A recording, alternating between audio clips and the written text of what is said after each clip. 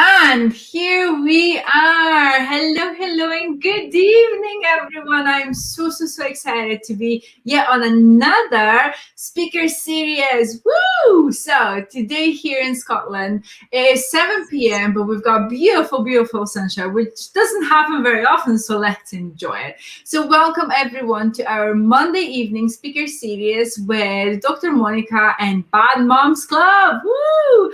Today, we have our amazing Liz Oliver, who is a learning and development consultant, and she's going to talk to us about overcoming resistance to change. But before she starts, let me just remind you that if this is the first time that you are following StreamYard, click on the link above and give StreamYard permission to see your name. So when you drop comments, that we can actually see your beautiful names. Thank you so much for tuning in live. I'm really excited because today we're going to be sharing some really important nuggets with Liz about change and about our, kind of innate resistance to it, because no one really likes change, but change is really important in life to move forward. So Liz is going to share with us her expertise and how to overcome that resistance to change and how to start thriving. So I'm really excited. Just before we get started, please look at my t-shirt, B.A.D Mom Club, representing. Obviously, if you're interested in getting t-shirts, we do have them for £10.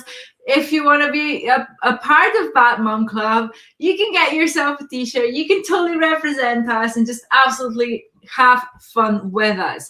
So let's get going. Good evening, Liz, and thank you so much for taking the time to tuning in with us tonight. Why don't we start by you telling us who you are, what is your story, and how did you actually get into, being a learning and development consultant? Sure, I'm happy to do that. Well, I'm a mum too, so I think does that automatically put me into the B.A.D Moms Club? Woo! Absolutely. We welcome everyone. Yeah, my daughter's 24 now, so I'm not sure if I still qualify. I don't know what your rules are. So.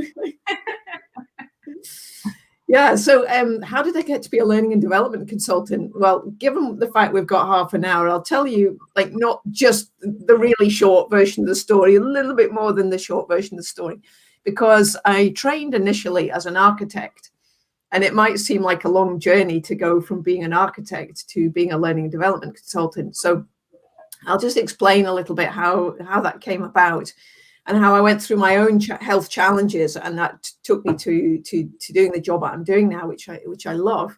I have to say, it's doing learning and development, working with people is way more enjoyable than working with buildings, I have to say. So I'm glad I made the change.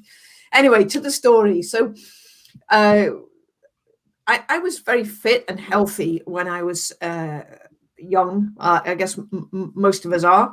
And in fact, I was a very committed sportswoman. So when I was at university, I played a lot of competitive sport, quite a committed level. I traveled around the country playing matches and things like that. So I was pretty committed and pretty fit, and felt pretty invincible, to be honest. And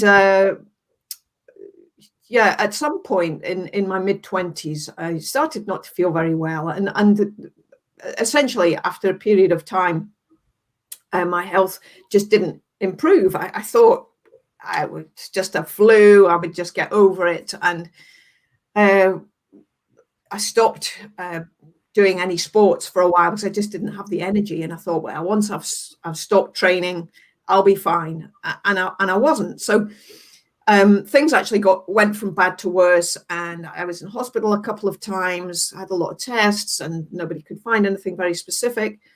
And eventually, I was diagnosed with ME, and I know a number of people have it, and to varying degrees, but I couldn't move basically for most of the day. I think 23 hours out of 24, I was in bed.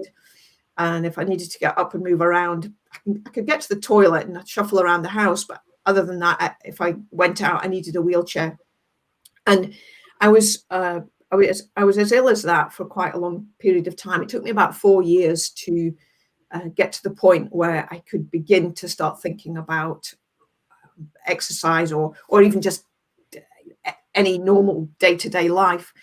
And so in that time, obviously 4 years is a long time to be really sick. And I just thought it did a lot of self-exploration, thinking about what do I need to do for me to change. And so I did a lot of work. I changed my diet. I had to build my exercise from actually zero body strength. At times, I didn't even have enough strength to feed myself, to sit up straight. And so we're starting from level zero. How do I build up my health and wellness? And so that was how it started. And so from that point, I just built up bit by bit by bit by bit. And all of the things that I'm going to share with you today came from those beginnings of trying to figure out how to, as I say, how to do this, how to be well and how to stay well. Because what happened along the way, after 4 years, I did get well, and I was well for about a year and a half, and then had another downslide into quite poor health again, which lasted another year and a bit. And then it was all right for another few years, and then I slid again and had another 6 months of illness.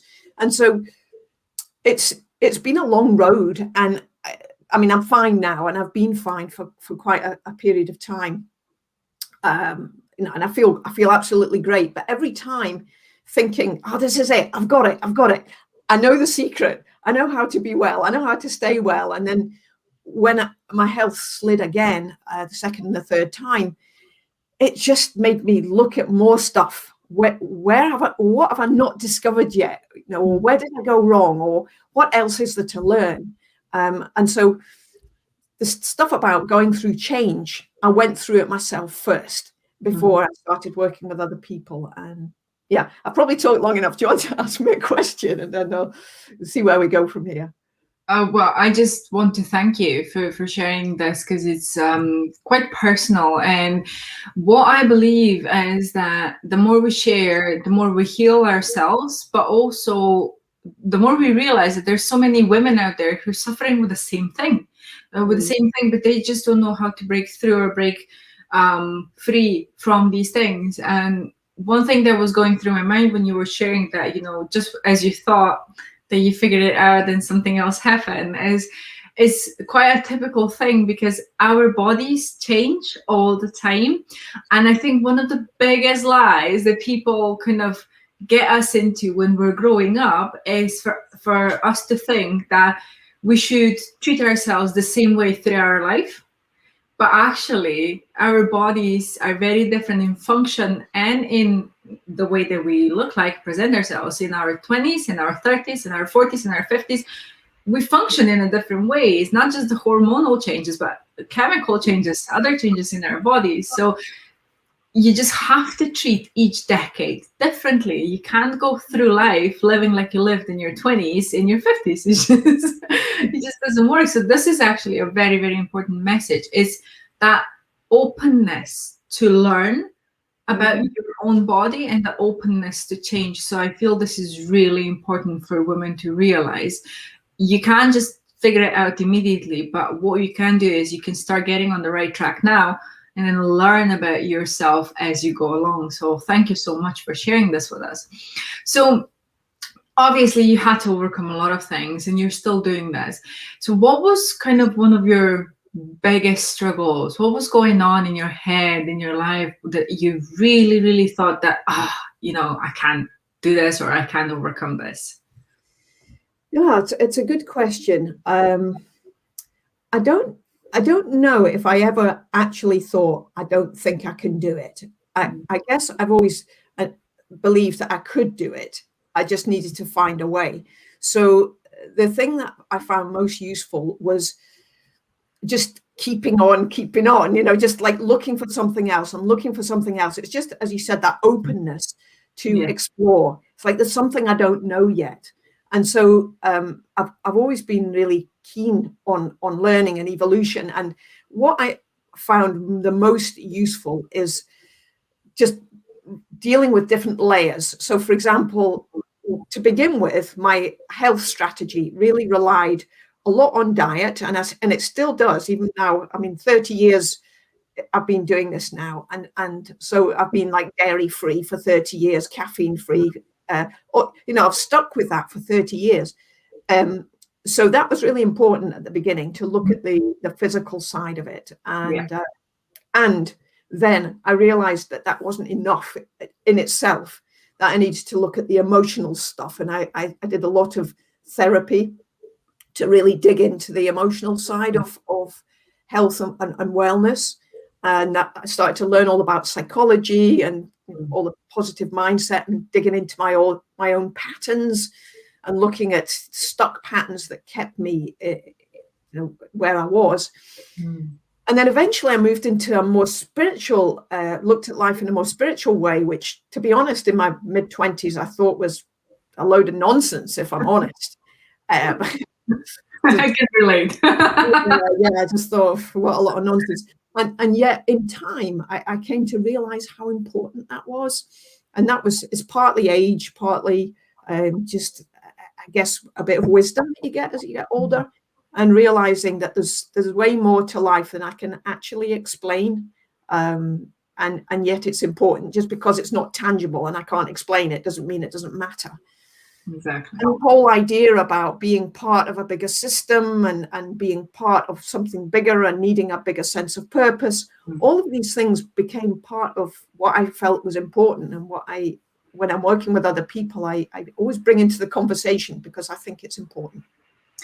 Absolutely. And we as human beings, we strive to find our purpose in life. I mean, you can see stories about people that have millions and millions of dollars, but they still haven't found that purpose that drives them. So it's not the material things that make us happy, it's the finding purpose for who you are, what you want to achieve in life, and what kind of legacy you want to actually leave behind when you're gone. And that's really the driver for so many things. So my question about, what is kind of the things that you maybe thought that you can't do it, was because I speak to quite a lot of women on a daily basis, and quite often I speak to them and they know what they need to change. They know they need help. They maybe even get involved slightly, but they don't follow up. They don't follow through. They don't follow instructions. They don't follow what any coach tells them. It might be me, might be someone else, but they just don't follow. And I recognize there is a mental block behind us. I recognize there is a resistance from inside, because following the instructions is really not the hard part. So it's like, how would you help those people, those women who are given the opportunity to make a change, who are given the help and support structure, but they don't take advantage of it, and they just don't follow? Basically, they don't follow through. Or shall we just call it the way it is? They self-sabotage. So how do you address that? Yeah, so I think it's a brilliant question. And I think number one is to seek to understand. That would be my first thing, and I'll give you more to that, because I know a little bit about this. But first of all, seek to understand why. Just to be pissed off with yourself, to feel like you're a failure, and to beat yourself up is not a great strategy, because then you just feel bad again, and it doesn't help you to move forward. In fact, probably quite the opposite. It just typically we just slide back when we treat ourselves that way. So seek to understand why. And this is part of the work that I've been doing over the last few years, is looking at what are the main things that cause resistance to change. So do you mind me sharing a little bit about this? Please. Yeah. So in writing and researching about what are the things that help us change what gets in the way, I figured out that there are six. I don't know where the camera's at. There are six things, very, very common factors that help us or that prevent us from change. And I've labeled these A, B, C, D, E, F. You think I would have worked my fingers out by now. Anyway, A to F. So let me share what they are, and then I'll explain just a little bit about each one. And then if we want to go into any in more detail, we can. So the A to F is attachments, B is beliefs, C, conflict, D, distractions, E for ego, and F is fear. So what are all these things and how do they get in the way of us making change? Well, we'll start with the attachments. Attachments are the things that we are familiar with, and also we feel some sense of ownership with. And quite simply, if we had to live life without them, it would cause us a little bit of disgruntlement. It would be a bit uncomfortable. So the first and foremost, even the most simple one, for example, is changing your diet. And we often don't realize we have an attachment to something until we have to unattach from it, right? And then it's like, it's hard, right? So whatever attachment it is, whether it's to donuts or your coffee in the morning or whatever it is, it may be just a habit, and that's one kind of attachment. It may be like a chemical attachment, like an addiction. That may be part of it. It may be some kind of emotional crutch. We can even get attached to points of view, all sorts of things. And so when we come to change, if you like, the human being likes simplicity and likes to know that we're safe with what we know. So when we're asked to change, we often have to let something go to bring in something new. And that letting go is what brings you face to face with your attachments. So it does require being absolutely honest with yourself about what your attachments are. And some things can be quite simple and straightforward. Just make a commitment, and after you've been doing it a certain length of time, you can just let stuff go. Other times you need like years of therapy to let some other stuff go. So there's not one simple strategy, if you like. It depends what it is. But anyway, attachments, that's the A. Shall I say a bit more about the others as well? I guess. Yes, please. Yes. So beliefs, there's the B, which is exactly what it says it is. What do I believe about my own ability to change? What do I believe about the possibility of success? What about I believe about what's being suggested to me? So if somebody suggests, you'll feel a lot better if you cut out those donuts.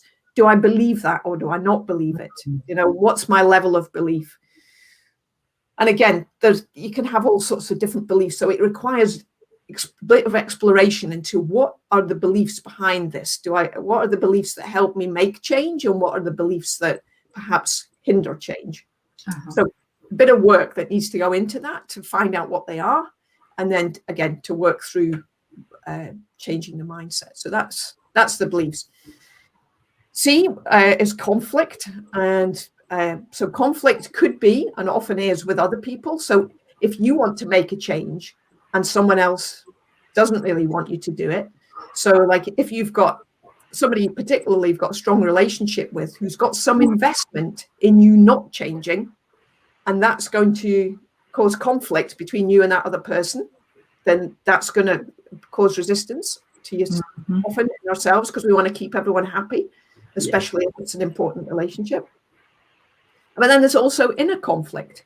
So you may find that part of you is like all up for it, and another part is thinking, I don't know if I can. And so you're going to have a little inner tussle as well. So again, it takes a bit of unpicking to get there. I wish there was a simple answer, but unfortunately I haven't found it. Maybe someone else knows that answer, but I don't. So that's conflict. D is the distractions, as I said, and these are all the things that give you a perfect excuse why you haven't made change just yet. I'll do it when I've got a bit more time. I'll do it when my children grow up. I'll do it whenever. Next Monday. Always something, right? That gets our way, that takes our energy, that takes our resources, takes our money, whatever it is, takes our attention. And so those distractions, again, got to be honest with what distractions are just good, convenient excuses, and which distractions do I actually, is it worth paying attention to? So again, it's important to be honest about those. Okay, so 2 to go. We can see where we go from there. So E is about ego. Now, ego is a little bit more difficult to explain, but in my view, and I don't have the definitive answer here, but in my view, the ego is really, it's part of beliefs, really. It's our beliefs about who we are. Who am I as a person? And what are all the things that make me who I am? And if a change is going to, in some way, impact on your sense of self, again, some resistance can show up there. If there's any perceived risk that it might make me look bad, or it might be difficult, or I might fail, or any of those things that give us our sense of self, if there's any of that may be potentially at risk, again, this resistance is going to arise because your ego doesn't like that. The ego wants to show up as competent, capable, successful. And just even a change in our appearance can be a bit challenging in terms of like, just I'm used to showing up in a certain way. And so the ego can just be a bit uncomfortable with a change that way. That one's mine. Ego is definitely, and still is, my biggest one, resistance to change, because obviously, like, I'm making big changes in life, and sometimes I'm like, well, why did I study for 12 years to become this scientist, so only to go and become an online nutrition coach? You know, like, how are other people going to view me and all this? And a big resistance, but I've decided to let that go, because like you said yourself, this part of my business is making me happier than the other job that I'm doing. So I've decided to let ego go, but I know that ego actually is quite a big one in my personal case. So I can quite recognize it in a lot of cases, because I can see myself in other people. So that's right. And in a similar way, Monica, I trained a long time to be an architect. It takes nearly 7 years to train. And I got to within like a few weeks of my final professional exam in architecture when I was ill and I couldn't carry on. And there was a point where I thought, what a waste. What a waste to have done all of that study and all of that commitment not to do this, not to follow through as a career. Yeah. And then I said to myself, but what's even more of a waste is if I spend my life doing something I don't love, and so that was the way I resolved it for myself. Absolutely. So, yeah. Anyway, so just to finish off the A to F, so that was ego, and F is fear. And it's probably the most easy for everyone to understand and experience for themselves. It's the fear of the unknown, the fear of, well, what does change mean for me? All sorts of things, fear of failure, all sorts of things. When change arises, fear just, it comes hand in hand pretty much, with change, unless you're super confident. Yeah, I think even the super confident people have the fear factor at some point. Yeah. And again, this comes into play in so many different levels, right? I know that there's quite a lot of entrepreneurs, mompreneurs in my audience.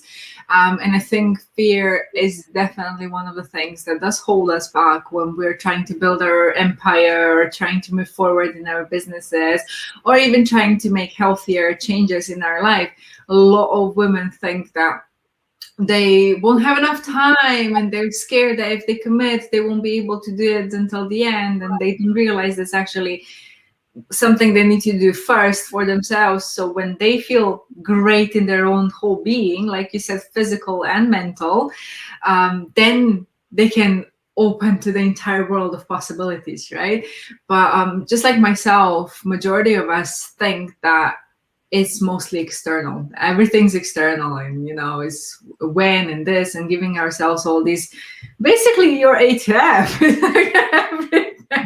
Just keep telling yourself stories, but we need to understand that that's all they are. There's stories in our head, and this is just basically how our entire system is resisting to change, because we're scared, insecure, we have not so supportive environment, we don't really know what's on the other side, maybe our ego is a bit all these things. So wow, that's actually, I love this. I always learn something from guys like you guys. I absolutely love this. So yeah, absolutely. So obviously you work with women, right, mostly. And for example, if someone in my audience would be interested in working with you and really resonates with what you've said right now, what would be the first step? How does it look like? Because I know like social media and all that is really full of different people, and sometimes it's just really awkward making that first step, and you get recommended to a person but they never contact you, or you establish that first contact but they just don't know what to do or what's the first step. So was that kind of a natural first step? Hey, I really like what Liz was saying with Monica on the Monday at 7 p.m. I really resonate with that. So I want to get chatting to Liz, but I feel a bit like awkward and shy and all that. So what is your go-to system for those people? So my go-to system, well, I mean, I've got a few, so I don't have a one answer to that. So yeah, I do have a Facebook page, which is Rethinking Change. So yeah, go to Rethinking Change Facebook page, and you can leave me a message there. That's one way. My website, rethinkingchange.co.uk, and again, there's a contact page there if you want. But so that's a way of just getting in touch with me. On my website, there are some online resources. So, and they're free. So the online resources, there's a few meditations there, if that's your thing. And, maybe it is, maybe it isn't. But that would be something you could access straight away. And I've written a few articles as well. If you're a reader, that again, those are available as links through my online resources page on the website to look at those. I've got a book as well. I'm just getting it from my shelf here. This is my copy. That's called which way there? It's called the Change Equation. I have it. Yeah, mine's got a great stripe. That's the author's copy. That one. So anyway, book. You need to read that one. Yeah, so the Change Equation book is on Amazon, so you can search it on Amazon, the Change Equation. If you just put in my surname or whatever, it should come up. So and that, again, just for the price of a book, which is $8.99 or whatever it is, all of the exercises about how to go through change are in the back of the book. So the Change Equation is about all of the different things around, being engaged in change, following through, engaging physically, mentally, emotionally, spiritually in a process of change, and understanding, getting underneath all of that, all of those aspects of resistance that I went through. So each chapter has got a few opportunities to explore, a few ideas and suggestions. So yeah, that would be probably a first port of call. Obviously, the more that you can do yourself, I'm not saying I don't want to speak to anyone out there. Of course I would. However, it's just, I know sometimes people like to do their own research and just take time to get into things and explore it for themselves first. So that's a couple of options. That's brilliant. Well, I can just recommend the book. It's really fantastic. It's going to make you think a lot. So if you feel like you're ready to start investing in your personal development and consequently in development of your business, of your life, taking things forward and stop resisting to change, then definitely get the book. I've popped the link into the comments. So as you're going to find it just by clicking the link. And yeah, if you want to speak to Liz, do get onto her Facebook page as well. Just send her a message. She's a lovely, lovely person. We've met randomly in online space. We just went onto the camera together and just started chatting. And you know what? It just flows. So it's not like that. People that I interview here are very open and warm people. I select my speakers very carefully. So if you do want to get in touch with someone, just find their details in the chats below after our interviews and do get in touch, start chatting. Because my mission here is to help women break bad, right? Bad. Balanced, authentic, and deserving. There is so many different ways to break bad, but it is so important to start that journey. You need to start being balanced, body and mind. Otherwise, things will keep repeating in your life. You need to embrace your own authenticity, and you need to realize that you are deserving to be healthier and happier version of yourself. And yes, there is a way to get there. So if you resonate with Liz, please do get in touch. Thank you so much, Liz, for tonight. I'm really, really excited, to be sharing maybe some future collaborations and chats with you. I learned loads today. Really, really enjoyed that. So, any final words before we go? Oh, now you've put me on the spot for some last little tidbits. No, I just love balanced, authentic, and deserving, and yeah, I absolutely behind that. I think it's wonderful, and as I say, all of that message about balancing physical, intellectual, emotional, and spiritual is all part and parcel of the change equation. So there's real alignment there between what Monika's doing and what's in the change equation. Thank you so much. We are really grateful that you took your time from Monday evening, and thank you for sharing your level of genius with us.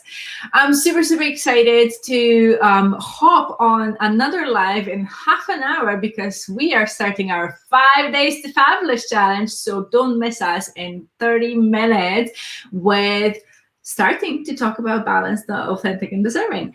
Thank you again, Liz, and I'll see you soon. Bye. Thanks, folks. Bye-bye.